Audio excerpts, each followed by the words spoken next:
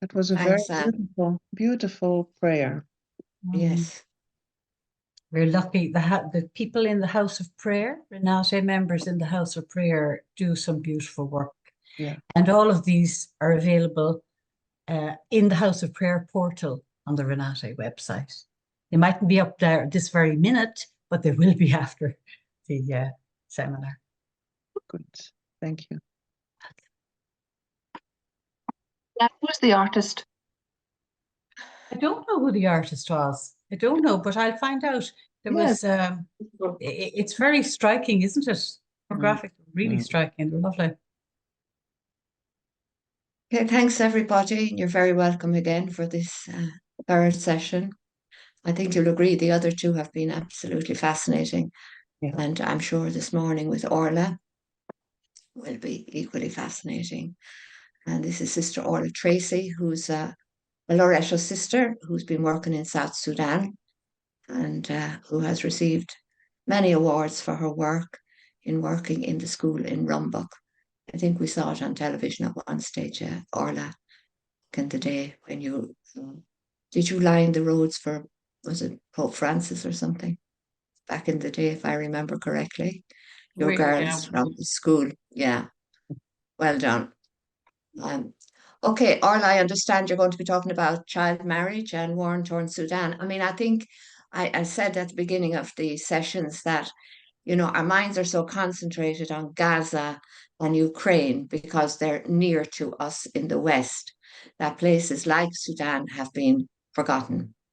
Even though we have a lot of letters in from CAFOD and, you know, Pax Christi on the war in Sudan, it gets very little press here, as you know, or has, I mean, Sudan has been at war for many, many years.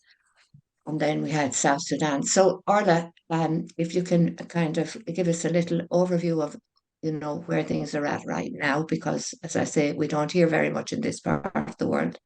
And your work, that'd be fantastic. Thank you. Thank you, Mari, and good morning to you all. And can I say welcome to South Sudan?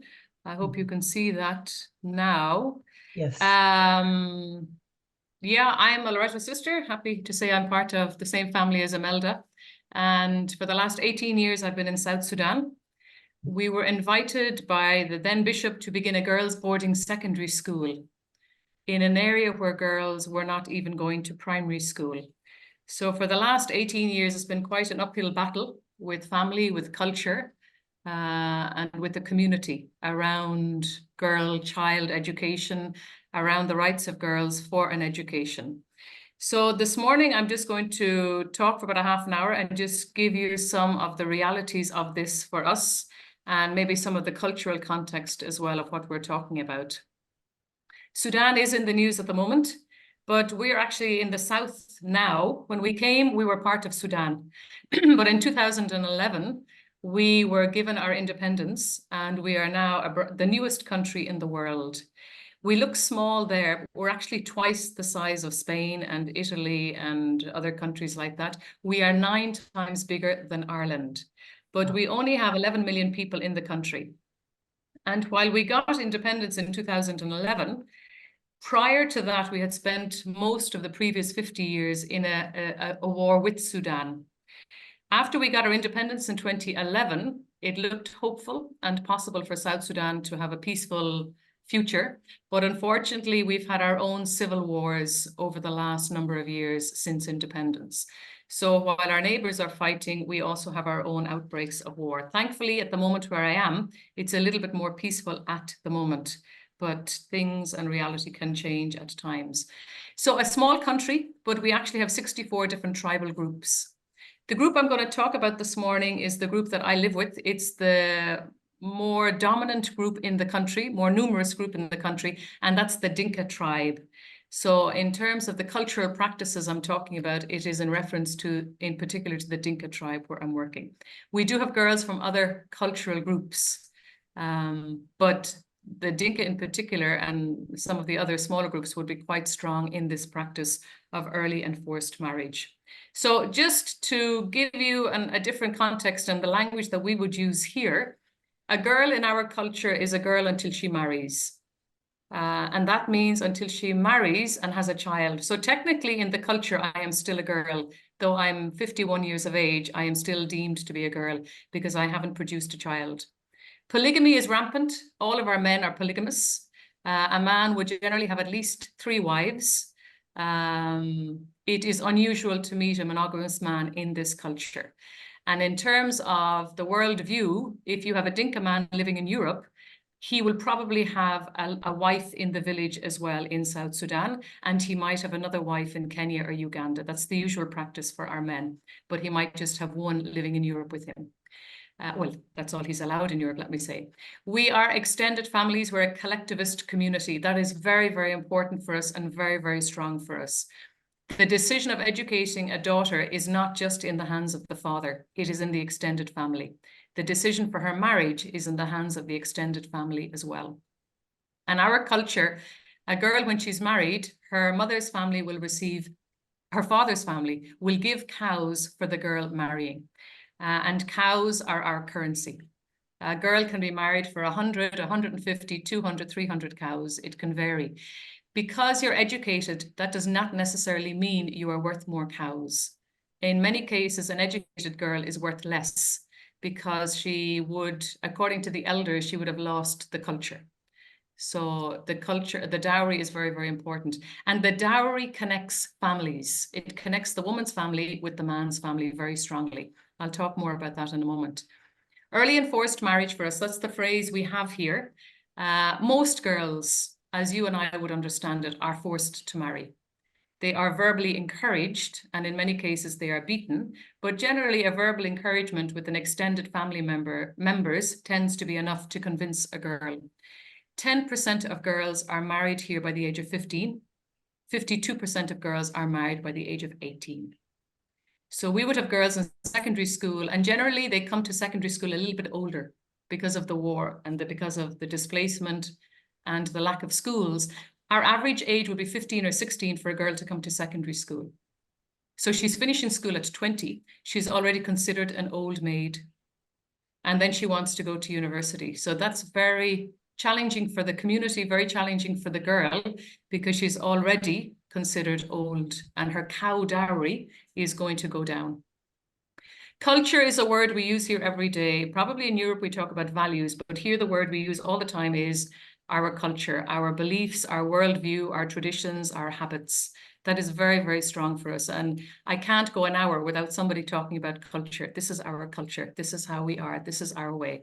So it's very, very strong for them. And obviously we're talking about the Dinka. So that is the tribe that we work with here. As I say, culture is one of the most significant aspects in all that we say and in all that we do. And you will see it, the girls play it out in so many different ways. And it becomes a challenge for them because education brings a Western mindset, whereas they've grown up in their own cultural, and it can often bring challenges to them and to their own situation as well. We are probably famous for all the wrong reasons in the world as well. We are the newest country in the world, that's a positive. But unfortunately, we're probably one of the most corrupt countries in the world. I think that's statistically seen. We are also one of the most uneducated countries in the world. And violence and homelessness is part of that reality for us. With 11 million people, half have been affected by displacement in the recent civil war within South Sudan. Over 2.2 million are housed in neighboring countries. So a lot of our teachers, for example, would come from other parts of South Sudan. And particularly those who came from near the border, they had a lot of trouble in 2018, 2019. Most of our South Sudanese teachers have their families now in the camps in Uganda. So displacement is part of our life, and obviously crossing the border, they become refugees as well. Within our villages, we would have people displaced from one area and shifting to another. We do a lot of tribal fighting. We do a lot of local community clashes. So you might have a community moving from county to county, or from town to village, or from village to town, depending on where the source of the fight is coming from. So this is one significant reality for us. The other reality for us is that we're hungry. I think of the 11 million, I think about 10 million would need food support. And about 6 million of those are actually dependent on foreign organizations. Now, we're dependent on foreign organizations, but we don't like them. Because while we know we need the support, we don't like reliance. We don't like to be dependent on others. So there's a bit of a contradiction in many ways as to how we practice and how we see things. Inflation is spiraling every day. If I can tell you that in December, I could change $1 American for £1,000. Yesterday, I changed $1 American for £3,000. I don't even know what the inflation rate of that is, 200 or more, I don't know. That's 5 months. The government salaries are not changing. So people are not able to feed their families with the funds that they get. So we don't rely on cash, really, we rely on our animals. Cows are our currency. Our goats are used as a means of barter and a means of exchange to get cash for other goods. And girls are the currency. Girls are the cows for the family. A woman with 4 daughters and 2 sons is blessed. Obviously, she needs sons because sons have the rights of the men, but she particularly wants a lot of daughters, and an extended family wants the blessings of many daughters so that they can have many cows. The challenge for us is because we're poor and in war, the girls become more vulnerable and they're married off earlier, and it becomes more difficult for the girls to be sustained in school or for a girl to try and dream of her own path. We have agricultural land. 50% of our land is arable, but we only actually farm on 4% of it. And this is, I would say, due to our lack of education. We struggle, we just live hand to mouth, day to day, because of our history of war. It's very difficult for us to plan for the future. We just think of what we can have today. In the country, we are one of the most illiterate countries in the world. I think 27% of us are literate. None of my generation in this area are literate, because they would have all have grown up in the war. 27%, I would say, is generous, and it's probably urban-based. In the villages, I would say it's much less than that. Young generation are now getting a chance to be educated, but that would depend on where they're living and what access they have to education. Most of our teachers in primary school have only finished primary school, and that's poorly finished primary school. In a recent exam by the state government for primary school teachers, they gave them a primary school test to primary school teachers. Most of the teachers failed the primary school exam. So it's like a ripple effect, the bad teaching the bad, and there's no sense of, well, how can we change it? And how can we bring quality education when we don't have quality teachers to help the next generation? So unfortunately, we have a lot of young men and young women who feel they're educated, but have actually missed a lot of the opportunities of education, which actually makes them more difficult, because they feel that sense that they should be educated, and they struggle then because they're not employable. The foreign NGOs won't employ them, which then brings a lot of resentment against the foreigners, and that continues as well. So our big reality is the one of early and forced marriage. This has been our constant challenge and our constant issue. Our school is a boarding school for girls. Today we have 383 girls in the boarding school, and it has been difficult over the years to protect them. Each girl represents cows to her family. And the father may agree for the girl to go to school, but his family, extended family, may not agree. So over the years, his extended family can come to the school looking for the girl. And when we say no, they will come aggressively and try and get the girl out. It has been a long and difficult struggle with it. A girl is married based on her beauty. So height, weight, she needs to be strong. She needs to be strong to produce a lot of children and to be able to do the domestic work at home. That's how she's valued. This is one of our more successful cases, I'm happy to say. This is Mary. Mary came to us in first year. She was 16 when she came.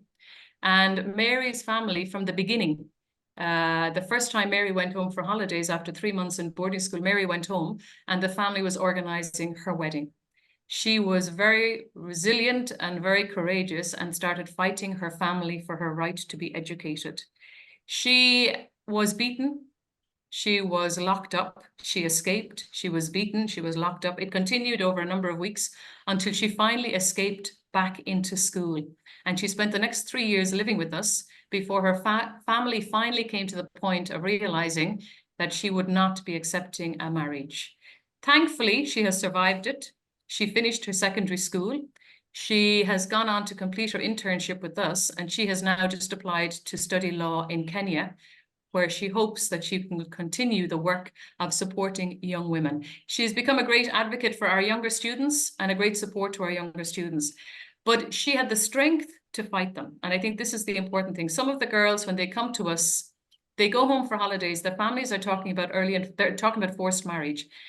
The girl realizes that if she chooses education, she has to walk a path alone and away from her family. That is emotionally very difficult for a lot of the girls, particularly when they're 15 years of age or 16 years of age. It's also very difficult for a girl to say no when she's surrounded by her 10 uncles and a stick, and many sticks. So this is the reality many of the girls would face in it all. Our mothers would also be very supportive in some cases. But ironically, some of the mothers are the ones also organizing their daughters' weddings. Because what happens in our culture is when a man has his eye on a girl and wants to marry a girl, he will start to buy gifts for the mother.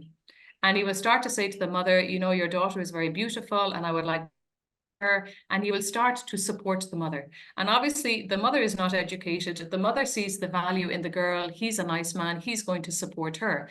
But the man will only support the mother as long as he is courting the girl. Once he marries the girl, his support for the mother stops. So this is one of the challenges we have in trying to talk to our own mothers. Though they see their job is to create a good marriage for their daughter. That is the most important job for a mother. So this is one of our mothers. She's actually working with us now. She had 6 children with us in school. They were boys and girls in the primary school. Her husband is a polygamist with many wives. And when the husband discovered that the children were in school, he got very aggressive. He burnt their uniforms, he burnt their books, and he beat the mother up. When he prevented all of the children from going to school, when he went to visit another of his wives, the children started coming back to school. But as primary school's children, they used to have to hide their school bags in my office, because they knew that if the father saw them going home in a uniform with their books, they'd never be allowed to go back the next day. So this continued on for a number of months. And he came back again and realized they were going back to school again. And the same thing again, he beat the mother. He actually had the mother arrested in the local court. And the mother was finally taken to the main prison because she was disrespectful to her husband. The husband had said his children should not be going to school, and she did not respect his decision. So he brought her to the main prison and had her arrested for a number of weeks. We intervened, we got the local chiefs, and thankfully over the years, the local chiefs now understand what we're trying to do, and some of them are now supportive of what we do. We got the local chiefs involved, and the local chiefs tried to make a way with him. So in the end, it was decided that the 3 girls could continue with their education, but the 3 boys could not. The 3 boys would have to learn the cattle, would have to stay with the animals, and would not be allowed an education. The 3 girls were allowed an education, but it's the same scenario that keeps getting played out. Their last holiday, the girls went home, and the same thing, the father threatened to take them out of school. Thankfully, the eldest daughter is now in Kenya studying in university, and the other 2 girls are actually in the compound with us. Though they live across the road from us, it is difficult at times for them to stay at home. They have to escape back into the school. So some parents are ready to sacrifice everything for their children. Some parents haven't yet got that sense of the value of what it means to educate their child. The issue is, as I said, the women have grown up with the idea that their job is to be married, to bring pride to their family. So to get a lot of cows and to support their family. That's how girls have been brought up. Every girl wants to become a mother. Every girl wants to have her children, and every girl wants to make her family proud and wants to make her family feel her support. Now, when she goes into a Western education, she learns other values that will challenge that. Some of them can sustain it. Many of them cannot sustain it. And as I said, it means if they're going to fight it, it means that they're going to be beaten. It means that they're going to be ostracized from their families. And it means that they're going to have to walk alone. A number of years ago, as we were trying to develop this practice of safety for the girls, we actually came up with a family contract where we asked the parents, the father in particular, to sign that the girl would not be forced out of school under any circumstance. It is valid. The government is now recognizing this, and the government has now said in our state that they recognize the girl's right to be educated. So this contract agreement we have with the family will support the girl for the 4 years in secondary school with us.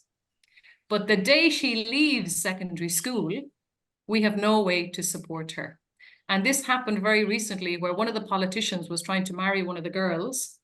The marriage ceremony took place 2 years ago in her absence. 150 cows were paid for her. She stayed in school, she heard about it, and she refused to go home. She eventually contacted the mother's family, and the mother's family tried their best to support her, but the mother's family has no say in the matter. We managed to get her passport, we managed to get her a ticket, and we managed to get an uncle of hers on the mother's side to get her out of the country. But the case is still pending. We've been brought to court twice already, because the day she finished in Loreto, we lost all legal right to support her. And though she is now 18 years of age, the family does not consider her an adult, and they do not consider her with a right to a decision. Thankfully, the governor is a friend of ours at the moment, because governors keep changing. And at the moment, he has agreed to support her, at least our right to support her, let me say. And the judge, when the case was brought to court, the father's family argued that the girl was kidnapped. The mother was in court to say the girl was not kidnapped, that she had traveled with the mother's permission. And the argument pursued whether the mother had the right or whether the father had the right, and the father's family had the right. So in the end, thankfully, a very enlightened judge said, well, if the mother knew where the girl was, you can't say that the girl was kidnapped. At the moment, the girl is free. She's in Kenya. She's about to start her studies, but we expect the case will come back to us in the next 2 or 3 months from that extended family. So the issues continue, and it is not easy. This is how we kind of look at it in the decision making. The mother is on the left with her family. She has nothing to say. The mother has no say in this. It is all about the father. And remember what happens here. When the father got married with his 150 cows, he did not have 150 cows. He got cows from his uncles. He got cows from his friends. He got cows from his colleagues in work. And he got cows from his brothers, the girl's paternal uncles. Anybody who paid a cow is allowed to have a say in the girl's future. Because what happens is they all helped the father get the 150 cows to marry the mother. The mother's children are now the property of the father's family. And all of those men expect to get their cows back. So if the girl is 16 years of age and she's in school with us, and let's say the father's brother had given 10 cows for the wedding, he will come to the father and say, I want you to marry off your daughter because I want my 10 cows back because I want another wife. That man can decide to force the father to take the girl out of school, unless he has his own means, which most men don't have. They are always relying on the extended family. They're always relying on the collectivist, which is why the agreement is very important for us, because we are putting it back on the father to take responsibility. And the government is now recognizing that the father is the sole decision maker for the girl while she's in school. When she finishes school, that is when the extended family can actually make their move and their arguments too. But it's difficult, and it's a continual battle that we would have, and we regularly have guns at the gate, and we regularly have disputes, and we are regularly in trouble with all of it. So I don't know, maybe I just go back here for one more second and just remind you of some of these points as well. We are collectivist, so that's where everybody is involved. Cows are important to us. Culture is extremely important to us, and children do belong to the extended family. They do not belong to the mother or the father. Once the mother marries, she is the property of the father and his family. If he dies, she's inherited by his family to another man, where she'll produce children for the dead man. So maybe his brother will be brought in to produce children with the woman in order that she will produce children. So for us, children, wives, cows are the most important thing in our culture as well. I think that's what I'm going to say for the moment. I know there are many things and questions, and it's probably a different reality for many people, but I don't know if I can ask some questions and maybe have you think, or I don't know if you want to just talk generally. You may guide me in this, Mary.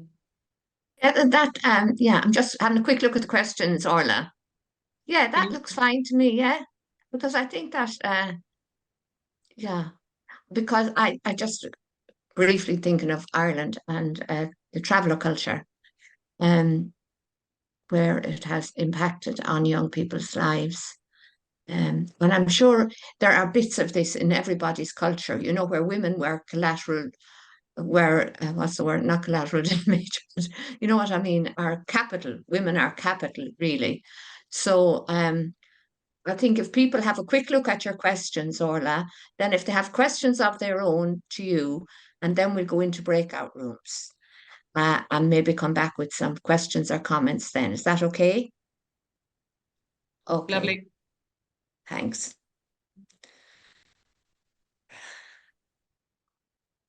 Oh, whose feet is the Pope kissing? I'll come back to that after. I'll come back to that after. That now would have serious implications here, Orla. Surely.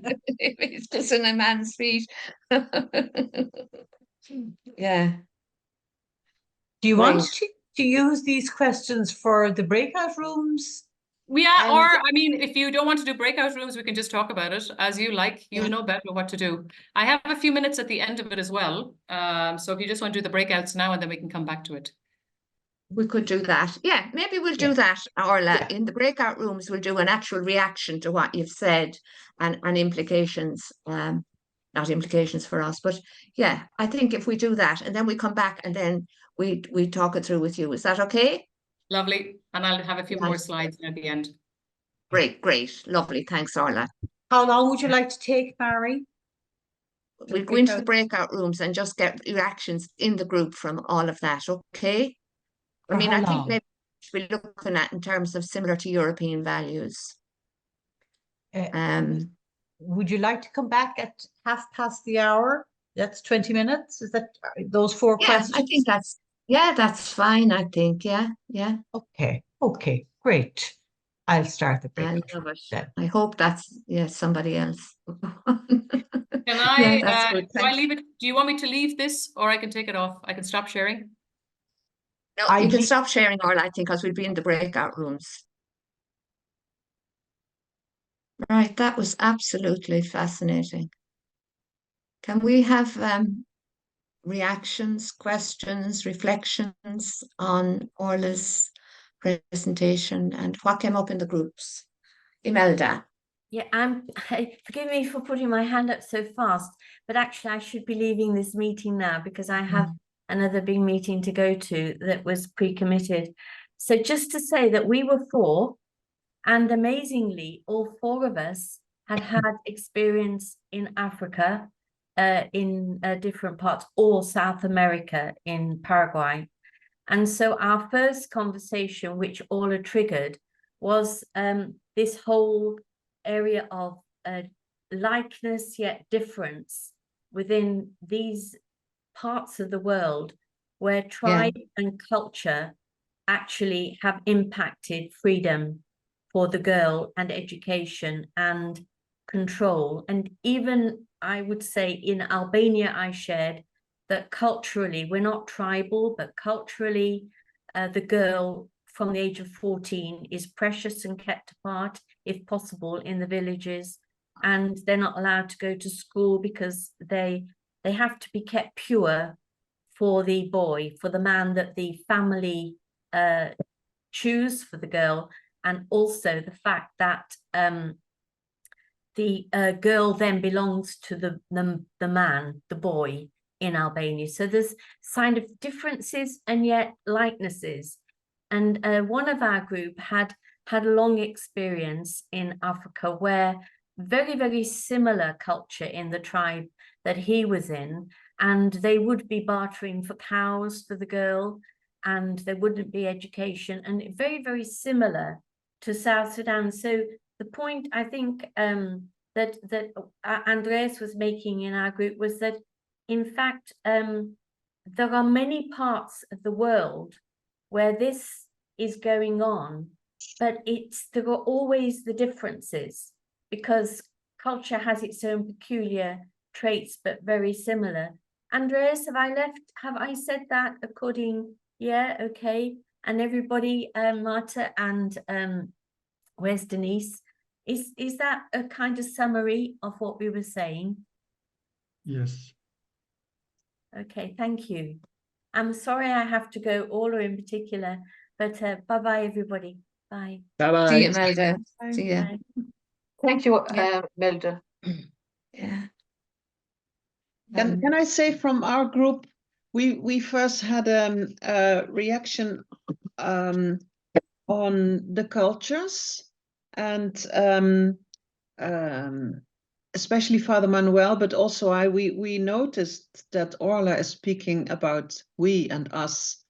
So you are part of the culture, you're part of the people there, and that's very good. We appreciated that very much, and we think it's good. It makes you part of the people. What we also noticed, and that we in the West, we have an I culture. So I am important and I can make decisions for me, but many parts of the world, or perhaps even the rest of the world, is a we culture, and everything has to be done for the group. And you as a person, as a me, are only part of the group, and everybody is linked. And if you feel you have more rights, or you you are perhaps the weakest link in the whole group. So it's, for us in the West, sometimes very difficult to understand, but we have to realize that this is also coming in the way of these girls who want their education, and it's very difficult to break out of that culture. And one of the other things we discussed is about the forced marriage. And Father Manuel said, is this the right question? Should we say it is forced, or should we, because it's part of culture, if you want to change things, where to begin? We have also started to discuss where to begin. Do you start with getting more rights to women to have decisions, or for girls to go to school, or for children to go to school, or for people to have more education, or where to start this whole change? And I also was speaking about, I visited a few projects in the north of Kenya, or in Kenya, and I noticed more or less the same culture.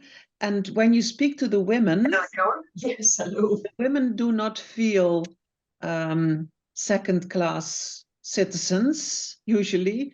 They are strong, they are the farmers, they are the providers of the family. They feel very strong about their relationship also within a marriage with more women. They say, I don't want to be just one wife. Just suppose I have to deal with him all the time. Let him go off to one of the others. So there's also another way of looking at it. And I told the group that when I visited this project in Kenya, one of the women asked my colleague who has 2 children, where are your children now? And she said, well, my husband is looking after them. And she said, your husband? Do you let your husband look after your children? It was something, she said, a husband is like a child. So this also brings another perspective to the whole situation. And of course, we have, well, it's good for the girls to have an education, but one of the things for our group was where to start making changes in the culture, in the Pat, did I leave anything out that you were saying, or Roman? Manuel? I think that was about it. What we had a lot of interesting discussions. Yeah. Yeah, I want to come back to Orla now again, but I just want to say it came up at the very end of our group was the westernization of culture. Yes. Which is a very broad, you know, but maybe Orla, you could speak to that thing Yeah, on, thank unless there's you. another group. I'm grateful. I think, you know, sometimes when I give a presentation, I just dump it. So I'm glad if you were able to get into it yourselves and see it. I have to be very careful. I'm Irish, and I have to be very careful when I go home, because I know my mindset is very different to my family or to others that I'm with. So I appreciate you being able to identify with some of those practices. We have a beautiful cook here. One of our cooks here, Ding, she has 9 children, and she was in a monogamous marriage. And she was getting older, and one day she came into me all smiling and very happy. And she said, he has finally agreed to get a younger wife and to leave me alone. And she was very happy in it. So, you know, we can judge from our mindset and we can judge from our perspective, but I think it's important to get into theirs as well. There is forced marriage. That is a reality. Somebody asked the question. When a girl is beaten up and when she is verbally abused and when she's verbally insulted and locked up, absolutely that is a forced marriage. There are other cases where girls will not complain and they will say simply, I'm happy to accept it. Now, one of the moral dilemmas for me is that you have an immature 15 or a 16-year-old who doesn't have the power or the voice to articulate what she wants. And the family is coming into me saying, well, she's accepted. And I'm thinking, well, is she mature enough to accept? Obviously, I can't fight it if she's not willing to also challenge it. But there are some moral dilemmas in all of that. I think the other perspective for me is, when is an adult an adult? When is a child a child? In Europe, the day you turn 18, you are considered old enough to be an adult. But, you know, we know ourselves. You can be 18 and still very immature. You can be 16 and very mature as well. So there's some of the challenges that we would all have. Where to start? I think for us, education. Quality education. I don't think there's any point just giving education en masse that's poor quality education, because I think that's where the corruption comes. As I said earlier, we have many, and there's a big campaign in South Sudan to educate people. The problem is we don't have teachers. So you have very poor quality students going to very poor quality schools, coming out of very poor quality standard. And they think they should all be presidents and governors, and they can't understand why they shouldn't be given big positions. They have never learned critical thinking. They have never learned to engage in debate. And I think for me, one of the biggest ways forward for South Sudan is quality education, to build up the younger generation to help the older generation. The other thing is to be rooted in the culture. We spend a lot of time talking with our elders. None of them were educated, but we spend a lot of time talking to them around the benefit of it, how they see it, how we can try and mirror it. And then we would have some cultural practices in the school. For example, I was sharing in our group, we would have the family system in the school. As much as there is an extended family outside, we have an extended family in the school. So when a new student comes into secondary school, 95% of our students are the first girl in her family to get to secondary school. But she has no idea how a proper school works. She has no idea how to live in a boarding school, and she has never experienced living with girls from other tribes and from other areas.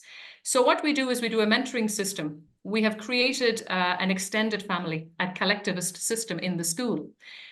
She is given a student in second year who becomes her mother. That second year has a mother in third year who's now the grandmother, and the mother in third year has her mother in fourth year. So she's the great grandmother. Then the school is divided into 10 big families. So you'll hear the students running around the compound calling each other cousins, aunties, mothers, grannies, grandmothers. And whenever there's an issue, the family will sit together, whether it be the large extended family or whether it be the immediate family, school family. They will sit together and they will try and advise the girl. So the girl comes back to school from holidays and says, look, I have no money, I have no this, and they're forcing me to marry. They will sit together and they will consult with each other and see how to help her. And if need be, they will bring her to the office and they will talk through the process. So as much as we can, we try to bring the culture and the cultural practice into the school. The other reality for us is we have many of our graduates going to university. So already we have 10 graduates back working with us in the compound in different qualified positions. Those graduates are now getting money. And those graduates are now able to contribute to the well-being of their family. So we have one, for example, Mary, she's our nurse, she's 27. Mary is now getting a paycheck and she is now going home to her mother and to her extended family every month and supporting them. They are not talking about her getting married now because they know once she gets married, she becomes the property of the husband and they lose the paycheck. So they are very happy to work with Mary and to encourage Mary. So it's almost like there's those few years between the age of 16 and 22 when the girl could go anyway. And if the family can allow her to finish education, she will be allowed to be a decision maker in her family. She'll be allowed to contribute to her family. And she goes home and she tries to settle disputes between her families. She will go home and try and settle community issues. And she is given a larger position in the community. There's a lovely new phrase that has come in to our community. The family, if the girl is educated, the family will eat from the pen and eat from the cow.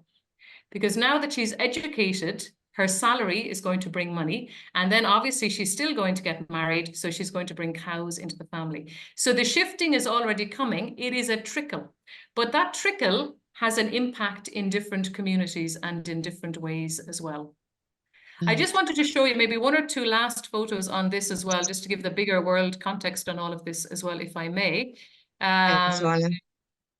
This is, you were looking at this photo earlier. I'm wondering who was doing the kissing. God bless us, it's the Pope himself.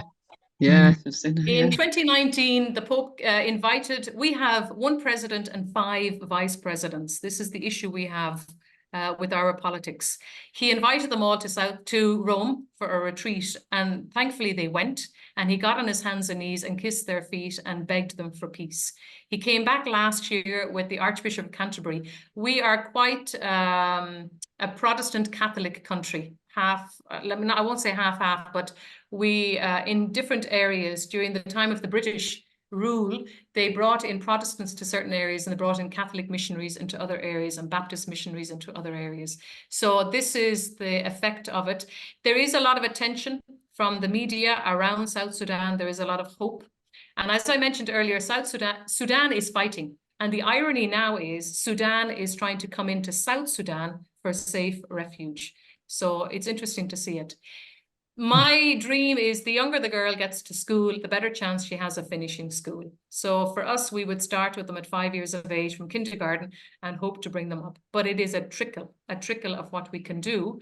And hopefully the few that do make it through become advocates for other areas as well. I think that's what our hope. This is one of our early teachers, one of our graduates who's from the village. She finished primary school with us. She finished secondary school with us, and she's now a teacher with us. So the effect is there. Women are becoming educated and taking positions, which is impacting on everybody as well. I don't know if I missed anything on what people... Western education, I don't know how to answer that question. It's something I grapple with all the time too. Are we right to do what we do? We open their eyes and then we expose them and we leave them. Do we allow them to stay in darkness? Is it better they just don't know? Surely it is for many of the girls easier if they don't know. But I think that's for all of us in life. You know, education brings us to new awarenesses, and then we have to try and see how to shift, how to move with it. We would say that all of these women are pioneers and women of courage. And it takes courage to want to be educated, and it takes more courage to continue the road of education as well. But we would be very strong about education is for the community. It's not for yourself. The idea for the girls is if they're educated, they are expected to come back to support their community. It is not for them alone to be educated. And I think many of them have adopted that idea. And I think you rightly said it earlier. It's about the we, and it's always about the we. But Western education can constantly focus on an I, and a me. So I think we're constantly trying to fight that and keep it as a we and the benefit for a community as well. So that is it, I think, unless there's, can I stop sharing that? Yeah, thanks, Orla. Joan has her hand up, and Manuel. Yeah, just want to have a comment on the photo of the Pope kissing the feet of the politicians, men and women. I happened to be in London at that time. I am based in Dublin. And the two friends that we knew in the community from South Sudan, they say, an angel went down to kiss the feet of the devil, you know. Oh. So for them was, you don't do that, you know, that they are devils, they are corrupted and so on. So I was struck, you know, the poor Pope making an effort to go down and double effort to go up after. Get up again. Yeah. Yeah, and so you never know, you know, when it, because I think the war situation and the culture aspect, you know.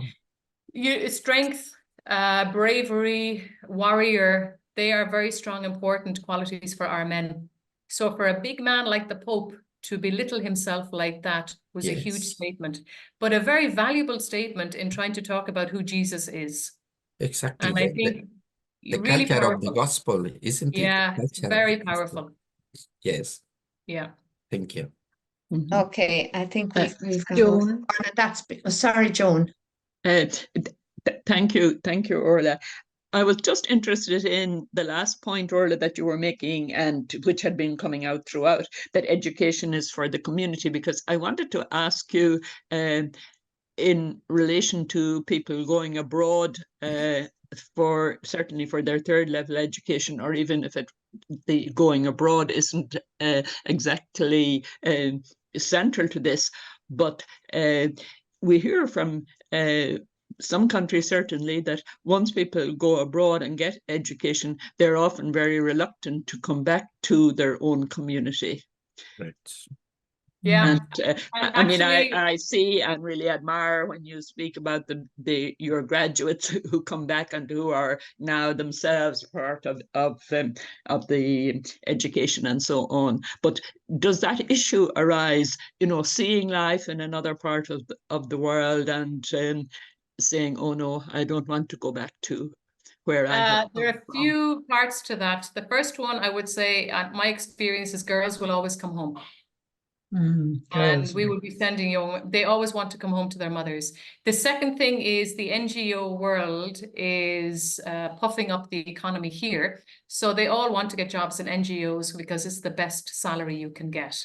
Obviously, that's a challenge for us because we want teachers, we want nurses, and we're not paying NGO salaries. But we realize that when they do get NGO jobs, they will support their brothers and sisters to go to school. The other reality that has happened to us in recent years is that our graduates can't get like-minded husbands.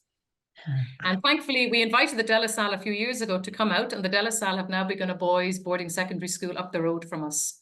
And that's great hope for the future. But many of the De La Salle boys will tell you they do not want to marry a Loreto girl because she's educated and she's opinionated. Hopefully that will change. Now, that means that some of our girls will look for South Sudanese men in other countries. We were talking about this with Mary earlier. We have many young men in Canada, America, and Australia. And they will come home looking for a South Sudanese wife. She may be educated, but they are not intending to bring her to Canada, Australia, and America. They will leave her maybe in Kenya or Uganda, or as happened in my office, my assistant is married to an Australian. They meet every 2 or 3 years and she has another baby with him. But she kind of feels, well, I'm having my children, I am married, my family got the dowry, but I'm able to continue my work. But she is answerable to his family in Rumbek as well. So that's another side to it too. But hopefully we'll get more educated men into the future that can accept an educated woman. Thanks a million, Orla. This could go on all morning by the sounds of it. And it certainly has generated a bigger question, I think, too, of where we are in the West and how, you know, what we're doing and that kind of thing. So I think that's fascinating. So thanks very much. We really appreciate it. Thank you. Okay. And we're a bit behind. So can we come back at 10 past? 10 past 10, correct? Yeah, I'm So also conscious, Roman, if you're there, Roman wants to talk to us about what's happening in Ireland, and as well as Halyna. Halyna. Where's Halyna? Yeah, she is going to talk about Ukraine. So we want to try and fit in the two if we can, because Yeah. I don't think they're mutually exclusive, because we're looking at war and its implications for people out, you know, who are forced to move by war.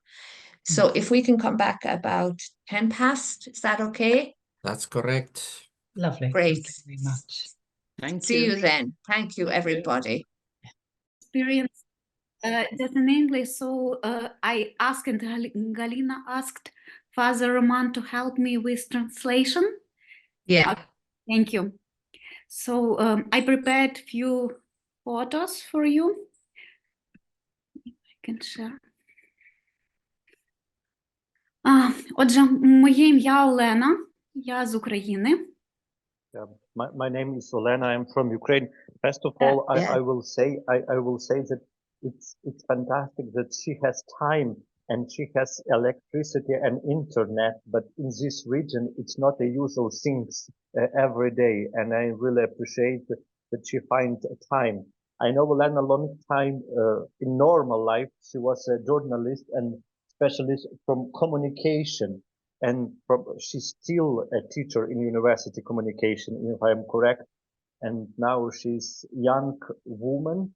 She married a soldier and she's prepared to be a mother, if I correct, because I follow her in the internet, in Facebook.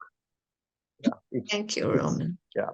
Father Roman told everything about me that I prepared to share with you, but I have few photos to show. Good. Please do. Yeah. Please. 2 роки тому, до початку повномасштабної війни, я жила у Львові і працювала в католицькому університеті, як отець Роман вже сказав. Yeah, two years ago, before war, she lived in Lviv and worked as normal in the Catholic University in Lviv.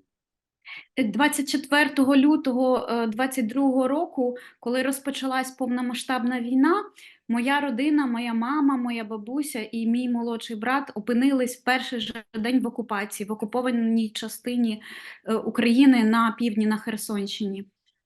In February 22, all my family was in this territory where they lived.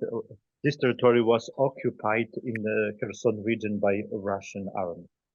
І з того часу я не могла просто жити своїм звичайним життям, хоча Львів порівняно з іншими регіонами це безпечніше місце, ніж там, де я є зараз. After I received this news, I cannot more stay in a more safety place like Lviv, and I start a new life and I move to a place where I'm now. І мій досвід в журналістиці, в комунікаціях, викладанні допомогли мені розпочати нове, можна сказати, життя і служіння під час цієї великої війни.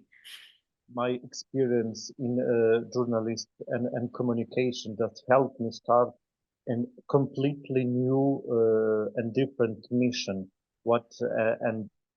Like she calls this ministry because she's volunteer now in this present situation during the war. І 2 роки тому я переїхала зі Львова до Запоріжжя, яке знаходилось, і зараз знаходиться дуже близько до лінії фронту. 2 years ago, I moved from Lviv, as I mentioned, to Zaporizhia. Zaporizhia is a region, it's a huge city, but very close to the front line. І я разом з моїми друзями почала передавати медикаменти, медичну допомогу для старших самотніх людей, які залишились в окупації. На початку ми могли передавати медицину цим людям.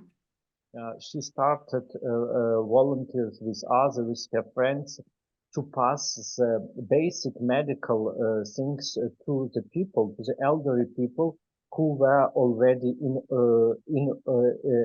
at the occupied territory. Just pass them these basic medical things. It's why she started ministries in the Zaporizhzhia region. І приблизно в той самий час ми почали знайомитись з медиками, які стали військовими. Тобто це колишні просто працівники медицини, лікарі, медсестри, які пішли на війну, щоб рятувати людей, як цивільних, так і військових. At the same time, you start to have a different context and support a medical person who were already in the war. It's nurses, doctors who were doing medical job in the front. And because in the past they were just civilian people, and during the war they start a medical for army. І для мене було дуже важливо, я маю багато підписників і фоловерів на Фейсбуці, багато людей знають мене як журналістку і комунікаційницю в католицькій церкві, греко-католицькій, римо-католицькій.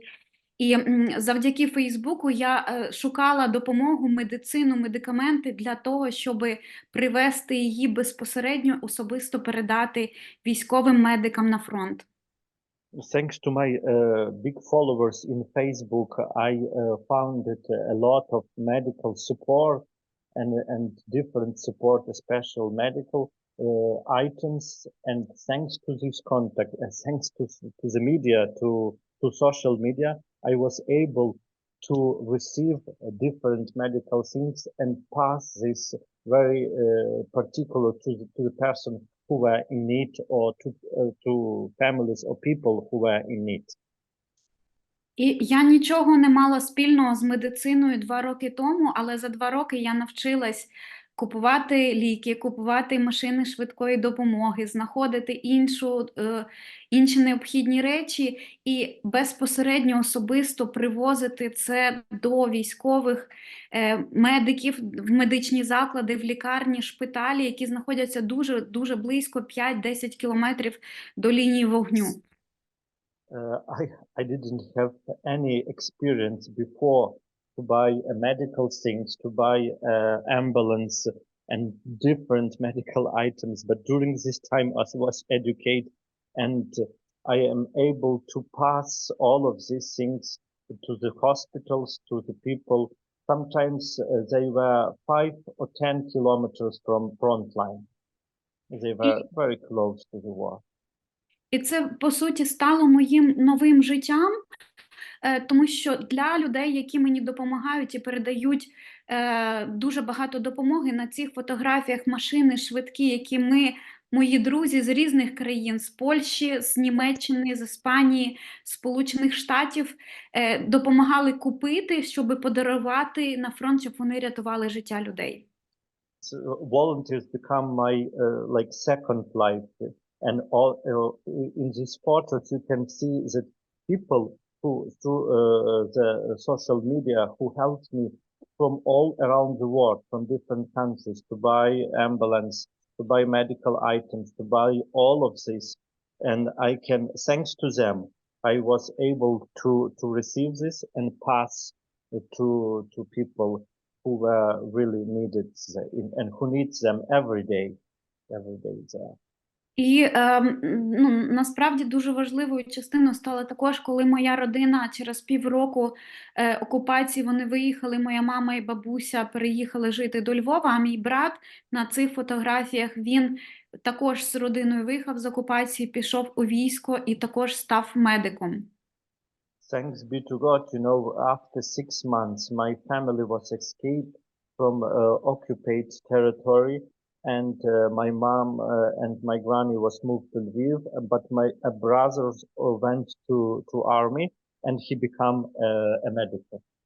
Він також не був медиком до війни, але він навчився рятувати людей і, звичайно, як і всім нашим підопічним медикам, яких вже понад 100 різних людей, частину ви бачили на фото, зараз вони допомагають і знаходяться по всій лінії фронту, Херсонська область, Запорізька область, весь фронт, про який ми чуємо. You can imagine, he's like one example, the more than 100 people who were not educated in a medical university or who didn't want to work in hospital before, And during this time, they become like professional and they help people in who damage in war in such a long territory in different regions, and they become the doctors or medical business become they part of life now, and they are doing this every day.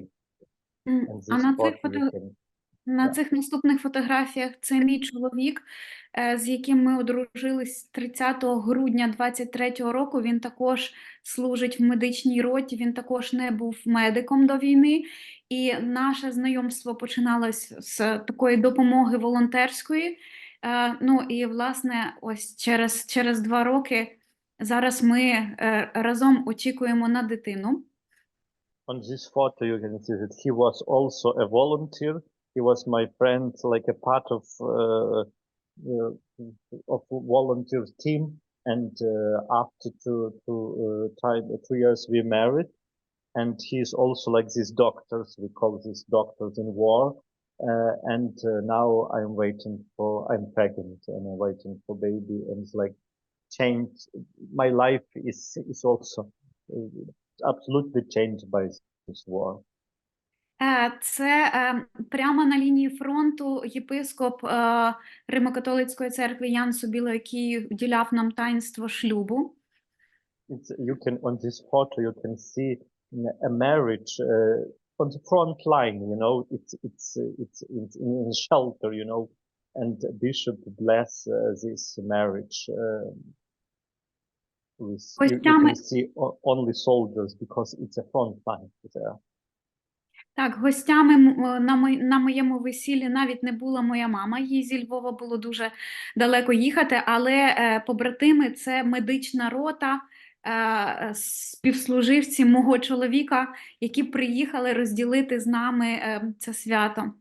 My mom wasn't in this marriage because it was far away and not safety place for civilian people. It was our guest is only people like we, these medical soldiers who are serving in this territory, and they were guests in this marriage. І зараз мій чоловік продовжує бути на фронті, а я продовжую займатися волонтерством, продовжую займатися медициною. Зараз на мені сукня, яка на мені була весільна, це вишиванка українська. Of course, now we continue. He's like a doctor there, and I'm still volunteering for the front. And today in Ukraine is National Day of Embroidery, and she wearing this embroidery skirt or T-shirt with what he had during the wedding ceremony. І насправді зараз я менше можу їздити на лінію фронту, я навіть не можу побачити зі своїм рідним братом, який знаходиться в дуже небезпечних місцях на Харківському напрямку, про які зараз дуже багато новин і де зараз дуже небезпечно, тому що я мушу берегти свою дитину, яку ми чекаємо, але я продовжую збирати медицину, відправляти медицину разом з моїми друзями на відстані 4 години від лінії фронту. Of course, at present situation, if I'm pregnant, I'm not allowed to go there very often or to go there very close because it's especially a Kharkiv region, what you probably can see during the news. It's a very difficult situation and very tough situation in this front line. But I'm still like 4 hours to front line, and I'm still collecting all of these medical things and do my job, my voluntary job every day, and try to do my best. І зараз основним моїм завданням і разом зі своєю дитиною ми займаємось тим, що продовжуємо шукати всю можливу допомогу, медикаменти, все, що рятує життя людей для того, щоб якнайбільше людей і як військових, так і цивільних були врятовані. І ми чекаємо, коли закінчиться війна, коли ми можемо бути разом. Але зараз продовжуємо робити все те, що рік тому і 2 роки тому. As a pregnant mom, I am still doing the same job, and my mission is to find as much as I can these medical items to pass this to save life, and I hope that my children we will see victory, and we will see a new life. But at present time, I'm doing the same job what I started more than 2 years ago, and she's doing this every day, all over the world, to find different kinds of support and pass this to the people in need. Ну і, звичайно, зараз я дуже рідко можу собі дозволити вдягнути сукню, тому що найбільше часу, зараз я не вдягаю бронежилет дуже часто, бо вже фізично не можу це робити. Але наша робота залишається, і ми вдячні всьому світу, хто продовжує молитись, підтримувати Україну, бо завдяки вам, завдяки тим, хто з нами разом, кому не байдуже, ми маємо сили, як волонтери, триматись і допомагати військовим, а військові і медики, і люди в потребі знають, що вони не залишені, знають, що вони не самі. І ми кожного разу, коли передаємо їм всю допомогу, ми нагадуємо їм, що це допомогли надіслати, зібрати, підготувати люди з цілого світу, яким не байдуже до нас. First of all, thanks, Emilio.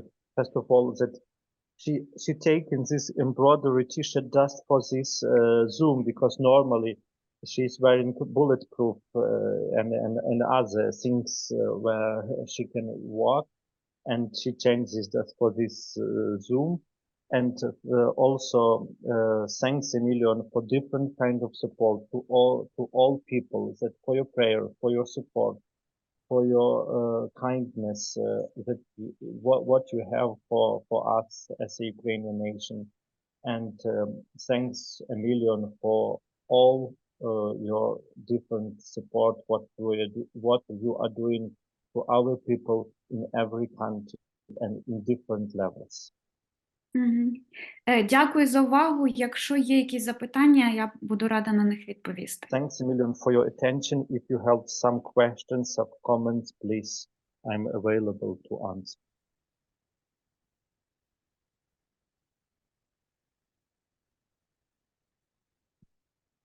Thank you, Halyna. Thank you very much.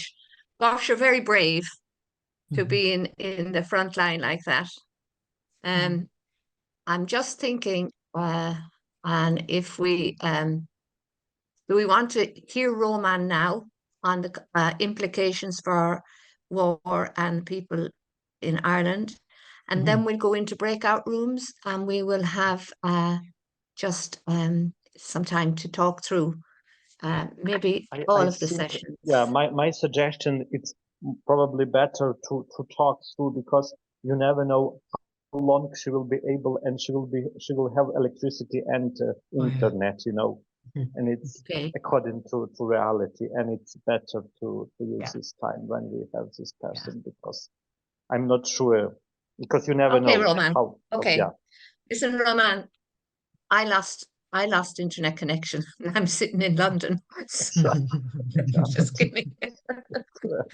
And there's Orla in South Sudan, and she didn't lose it. So, Halyna, have people any questions for Halyna? Is it Halyna or Halyna? Halyna. I was right first time. Questions, reflections? Can I raise a question, please? Just, Halyna, in the context, you had mentioned the power of social media to connect and to facilitate your work in securing resources, medical supplies. So you have a Facebook. What is your name, your handle? If you can put it in the chat, maybe. So that others can copy it and connect as well, because it really is a fantastic use of the technology, which in terms of our world with human trafficking, there's a dark side to it. But there you have it on the chat. Great. If everybody, you can click on that and save it, and perhaps connect with Halyna on Facebook, and also to make sure that I suppose we share widely as well too. Yeah. Thank you for that. Yeah, we can get it to the membership. Yeah. In this case, you can see that social media makes a most powerful miracle in this case. Yeah. Indeed. In this case, yeah. Ми передали на фронт 12 або вже 13 машин, із яких 5 машин швидкої допомоги. І ми не купували саме ці машини і одну вантажівку. Це були подарунки від друзів з Греко-католицької церкви з Америки, з Німеччини, Римо-католицької церкви з Іспанії і ще 2 з Німеччини. Тобто це ком'юніті, спільнота людей. І я постійно говорю про те, що не завжди церква в Україні показує дуже багато, що вона робить, бо це небезпечно, але церква робить надзвичайно багато, тихо, для того, щоб рятувати людей. She just mentioned how church community is powerful. More than 5 ambulances were passed by and passed to the front line by these different communities all over around the world. And we stress that especially Church, Roman Catholic and Greek Catholic is doing their property job, sometimes in very silent, not to advertise this, because you cannot advertise a lot of things what we are doing, but we need to do and continue to our job. And she thanks the church communities all around the world for their support and their prayers through the social media. All right. Yeah. Thanks, Roman. Yeah. Halyna, how do you keep hope in this situation? It's a difficult question. No, for me that's very difficult. Для мене дуже великою підтримкою особисто є те, що я знаходилась весь час і знаходжусь близько до військових, до медиків, і я можу особисто з ними спілкуватись. Саме тому я не могла і зараз навіть не можу залишатись у Львові, тому що у Львові я почуваюся, що я безсила. Тут я можу приїхати в будь-який момент і знайти, і зробити будь-що, але отримати від цих людей значно більше надії і підтримки в тому, що вони не зневірюються, вони не опускають руки. І я не маю права. It's for her hope and or psychological resilience, we will say this in English probably, that they are, she is so close to these people, and she mentions that for example, in Lviv, 1,100 kilometers away, she's not feel good, but there, when she can shake hands with this other medical person and nurses and other people, and she received from them this spirit and power of hope when she helps them. І поки я не була вагітна, я ніколи не боялась їхати туди на фронт, де стріляють, де я чую вибухи, тому що вони знаходяться там кожного дня. І ці люди ризикують своїм життям кожного дня, щоб врятувати моє. І моє життя, я для себе давно це зрозуміла, воно не вартує більше, ніж їхнє життя. І якщо я своєю поїздкою, тим, що я привезу допомогу і розкажу про неї цілому світу, можу допомогти врятувати 10, 100, навіть одну людину, це вже є та місія, яка вартує цього часу і цих ризиків. Before I was pregnant, I was not worried at all to go there because all of this bombing, and missiles and everything, because I need that if they save lives and if I help them to save other lives, it's the biggest mission of my life. What I can do. This is a part of my ministry, we will say. Thank you. Yeah.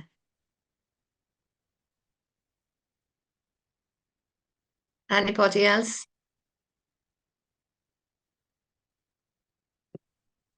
Joan, you're muted, Joan. Joan, you're on mute.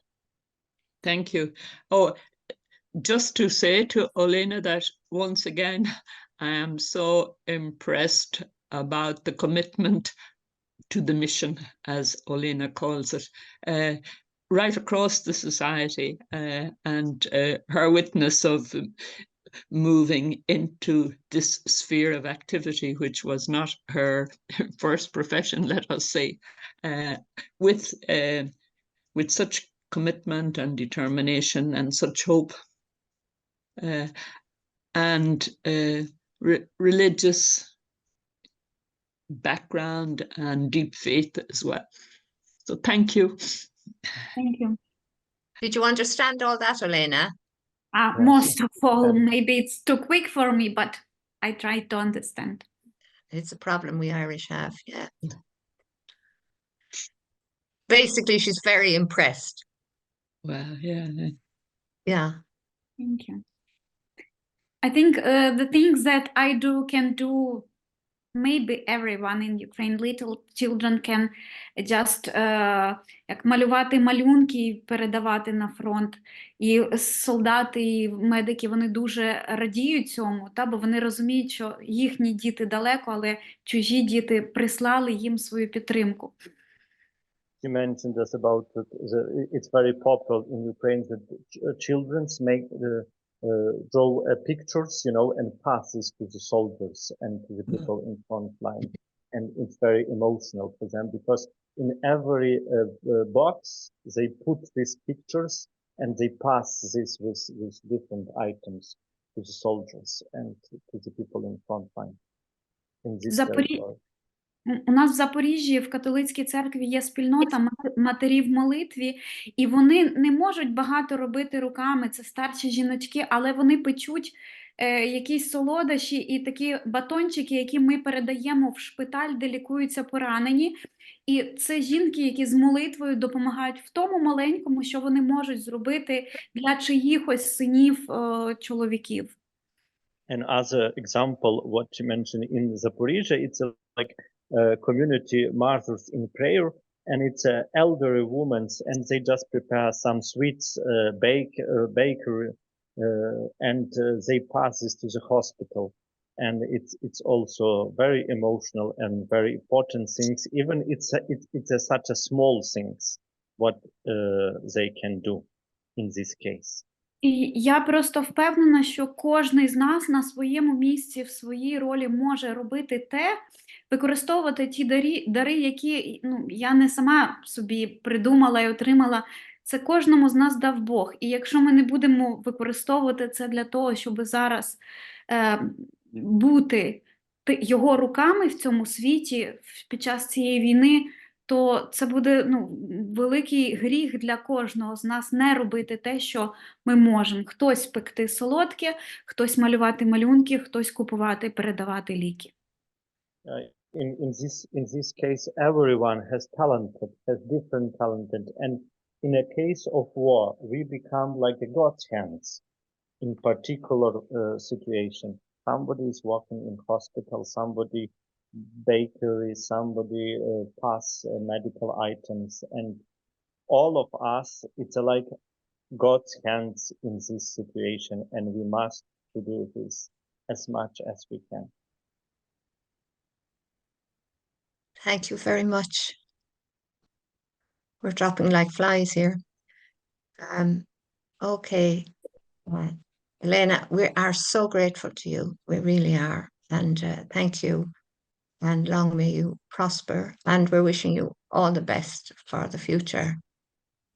But stay with us because we have other things to do. And now, Roman, if you could do your input now, and then we can go to breakout rooms, if you don't mind. Yeah, and it's from my as I mentioned yesterday, you know, it's a lot of people who are displaced. More than near 5 million people are in different countries. And now, after more than 2 years, it's like move to different steps.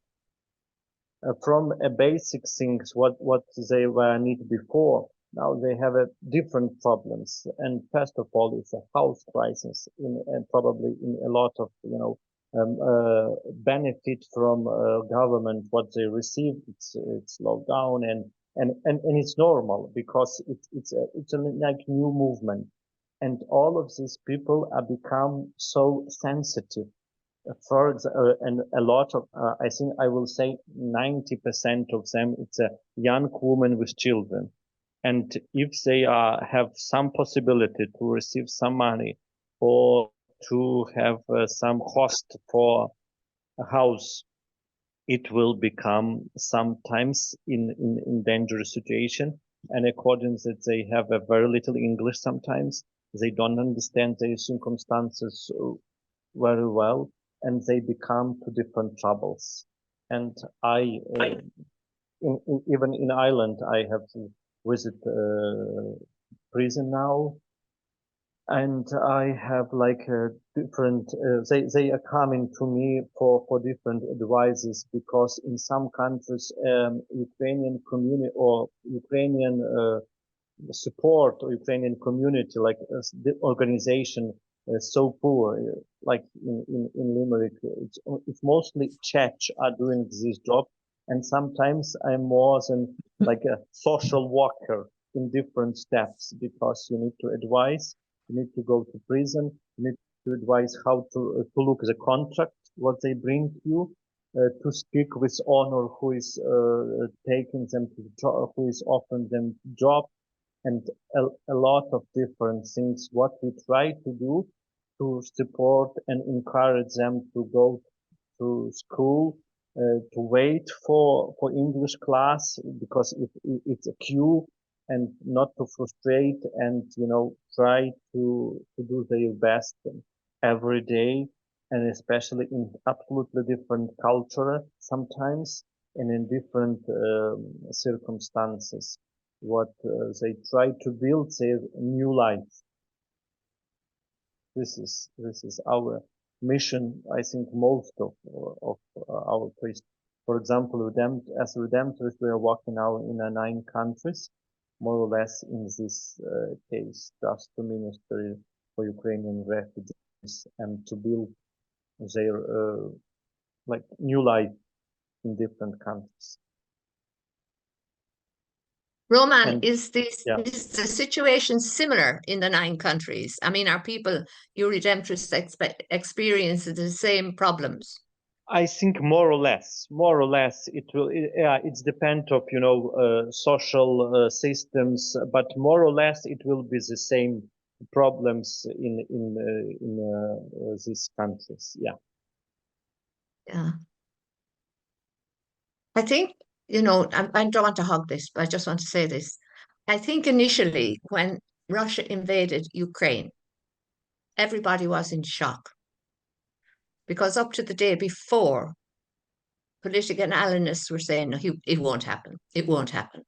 And then it happened. And then everybody was in shock. So said, oh, come. It'll be over in 6 months. You can return home. And now everybody else knows, and everybody knows here in the back of their head, wars don't end in 6 months. The First World War was to end in 6 months. The Second World War was to end in 6 months. And here we are now, is we have what is the kind of a settling down, where suddenly communities are saying, hold on now, we thought this was short term, and now we have to plan for long term. And I'm just wondering, for example, I know something of Ireland, and we're looking at scarce resources like schools and homeless people and medical provision, that kind of thing. And what it does is, I'm not excusing it, but it generates fear or an antipathy in the local community. And I'm just wondering, is there a way you can see around this? That I know I think it's true to say that Ireland is now cutting the benefit to Ukrainian families a lot. But you know, on the principle that so many people were coming in from Europe because Ireland was so generous. And Yeah.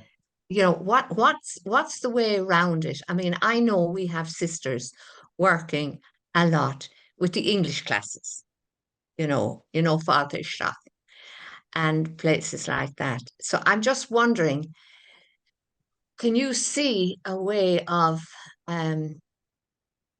how you deal with scarce resources? You know what I mean? It's a government problem, and I don't deny there's an election coming up here and in Ireland, and that's important, you know. Of course.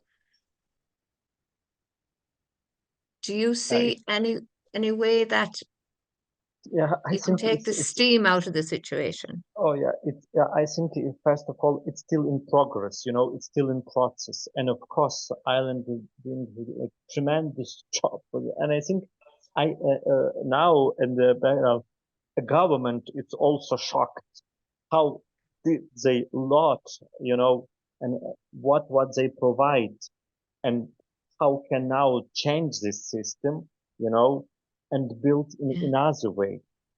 It's also, I think it's still in progress, and it's, you cannot at the present moment to find, I think, you know, the solution like medical prescription, you know, immediately. It might be take time, I think so. And it's from my point of view, it might be take time, you know, and it's a difficult, and it's a big issue, and it's a big, you know, what every government will do this, and I think it will be a lot of consultation in EU, because first of all, it's according to this temporary protection, because it will finish next March or something like this, 2025. And according to, or linking to all of this, it will be like some in every country, some general program for EU, and every country will try implement, you know, this part, and what it will happen. I think at present moment we really don't know. No. It's still in progress. Yeah, I think it's not a simple picture.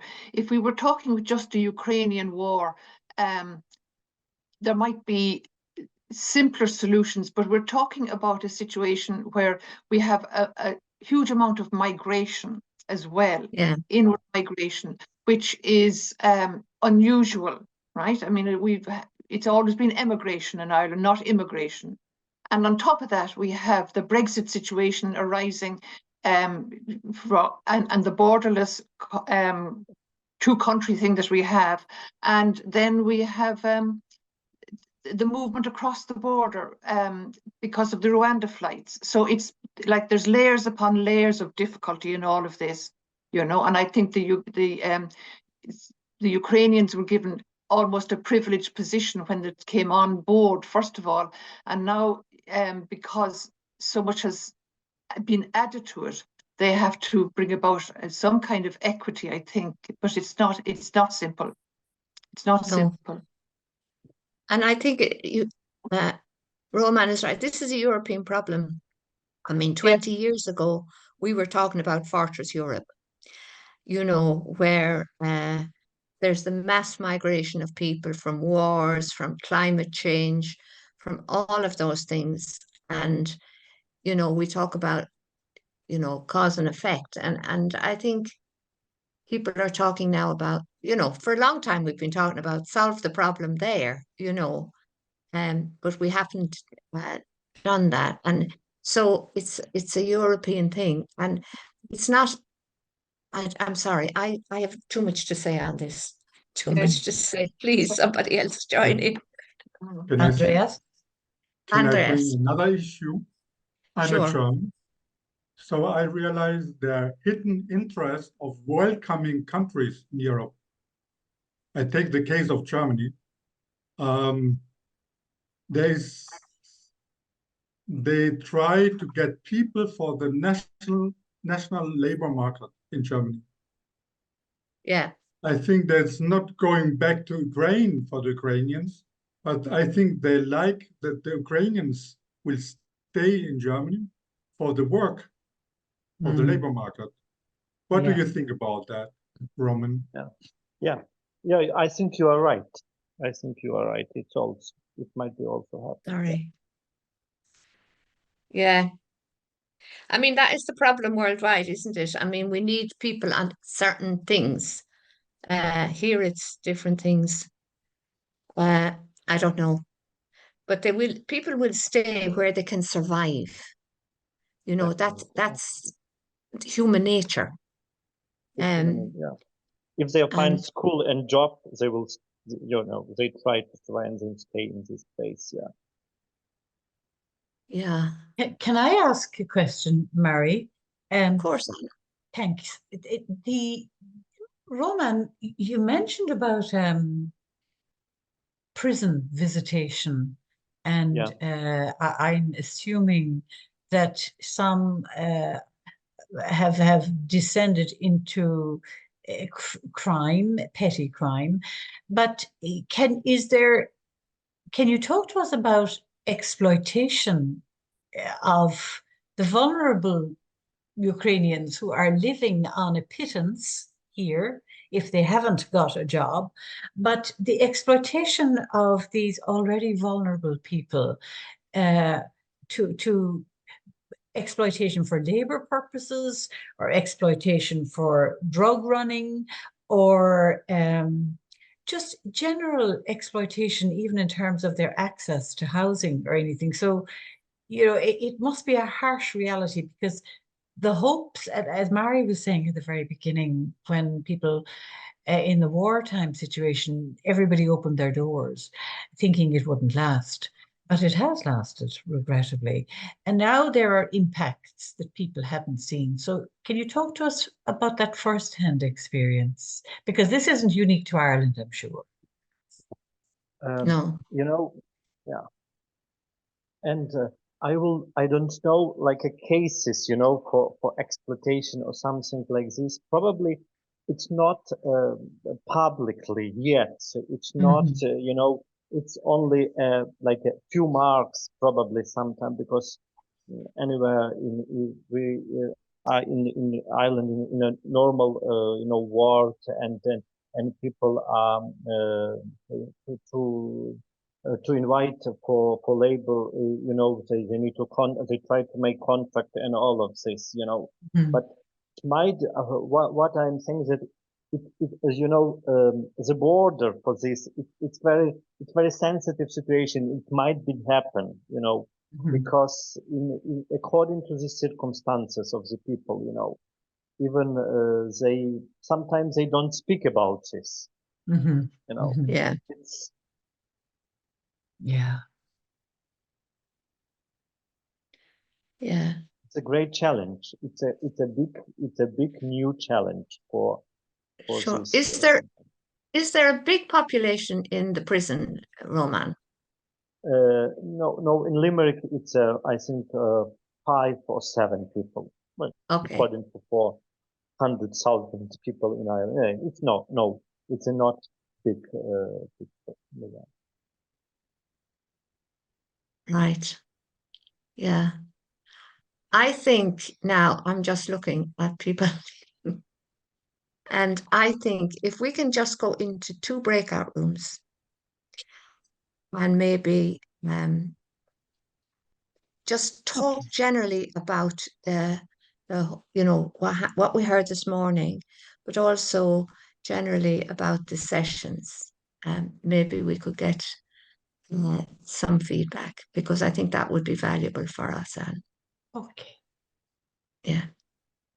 I'll open the room. Hello, Mary Ryan. Haven't seen you yet. So what time would you like to come back? At 10 past? Or do you want to take your coffee break? We've just had our coffee break, Anne. So thank you. 10 past? 10 past, yeah. Oh, thank you. We also, in our group with Pat and Roman and Denise, we also discussed that in spite of the war, normal life also continues. So people fall in love, people marry, people get pregnant. I just shared that I had some tragedy in my family today. So normal life also continues even if there is a war, and that's also important for people. That your whole life isn't about a war, but also about normal life.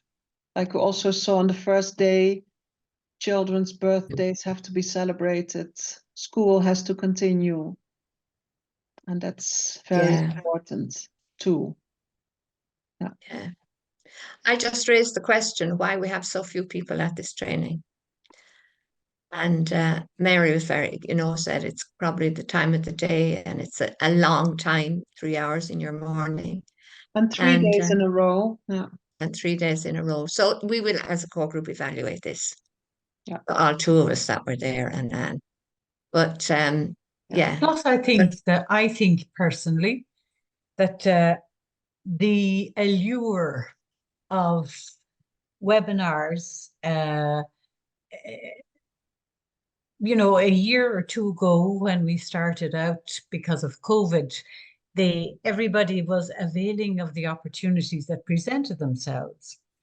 But now I think people are exhausted. Like, for example, this morning, the National Women's Council in Ireland, which I'm a member, were launching their report on sex for sale. Now, in Ireland, good Catholic Ireland, the idea of sex for sale, my God, is shocking. It's a reality, but that they living under a stone. That's via Zoom. This morning that launches via Zoom. We have our own Renate Zoom, and there is a third Zoom that I wanted to go to this morning as well. Well, it's 12:30, so I will be able to go to it probably. And that's just one day. That's half a day. And I'm not living, a high life of big business world people, and all of you are much busier. So I wonder about the possibilities for people to divide themselves into so many little chunks. I think what is important is that we record it and that we put it on the website or on our YouTube channel. Yeah. And we inform people that this is on it and that this is very interesting for this and this reason. So very people can watch later. Yeah. Yes. Yeah. Yes, I also remember the first webinar I attended organized by Renate. We were a crowd, like the apocalyptic crowd, exaggerating. Were we not 80 or 90? Yes. Yes. And there was a young lady, Italian, said, I'm going out and then I'm coming back, and said, I was saying, what is going on here, Yeah. And we were there at the end, we were, I think, 60, few left. But that was, I think, soon after the pandemic or right in between the pandemic, Yeah.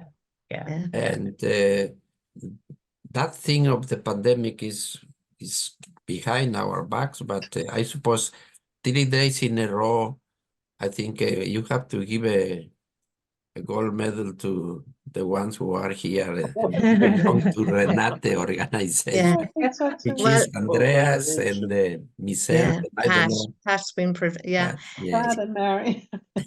It's I think too there's the proliferation, as Anne was saying, of weapons. Yeah. And I've had to pull the plug on some of them. I've got to the stage of saying I'm not doing anything after 8 o'clock at night because I'm all day on this. And I don't even, it's not even my job. I have another thing to be doing. So, it's combination of factors, really. Yeah. Combination of factors. But I think we were very lucky to have the input that we did. We did. Particularly from the likes of Natalya. Now, as we know, Natalya lives in it. So, so today with Orla as well. And then Jerry and Mercy yesterday. The two. Yes. Oh, those two. Yes. Yeah. I think we could have told Orla that is, well, actually we did. But I think it also has to do with age, isn't it? I picture myself when I arrived to South Africa I was 37, now I'm 79. That's the hell of a difference, isn't it? Yeah. And Yeah, well, yeah. I thought that South Africa will be saved, you know, because I arrived, obviously, Yeah. dreaming, you know. Well, how did you feel, And then I Manuel? realized that I have to go to that diocese, and then I realized that I was in a little corner of the diocese. And then I began to be realistic, isn't it? And it is just enough not to lose that kind of a gist, you know. Yeah. But you cannot. As she was speaking, I pictured myself going back to Mexico after nearly 6 years in South Africa in a row. You want to talk to the whole world, again, exaggerated, to as many people as you can, but then you have to be. No, you are not the only one here in this town, you know. Yes, you come from South Africa, but then you put your feet down in the ground, isn't it? And so I suppose congratulations to you who still organize this, you know. If I can, I will be all the time. If not, well, you might forgive me. You know. We will. Yeah. Thanks a million for this organization and for this topic. Yes. Really appreciate from all the people that you are I think doing. it would be good to make a beautiful report from it with some of the statements, some of the speakers, and so we can put it on our website and people can read it or look at it. So it's not the last you will hear from it. Yes. Yeah. Yeah. Yeah. Okay. I think we can finish there because I think we've had 3 days of this, and it's been Roman. We'll see you in Rome on Saturday. See you. Yeah. Saturday. And Manuel, thanks a million. You're very faithful. Thanks to all of you, actually. Yes, you're not getting away in case you think you are. And Andreas, thank you too for being such a good Yes. present here. Next time again, yes. Yes. Missionaries of Africa. Hopefully we meet soon in Brussels, Andreas. Hopefully, yes. You are very close, isn't it? Yes. Yeah. Brussels and Bos, it's only 2 hours by train. Where I come from, Mexico is bigger than the 3 of your countries, you know. Yeah, that's true. Yeah. It's true. Right. Well, okay. So thank you all. Thank you. Goodbye. Thank you. God bless. Thank you. Bye-bye. See you soon. Bye. Bye.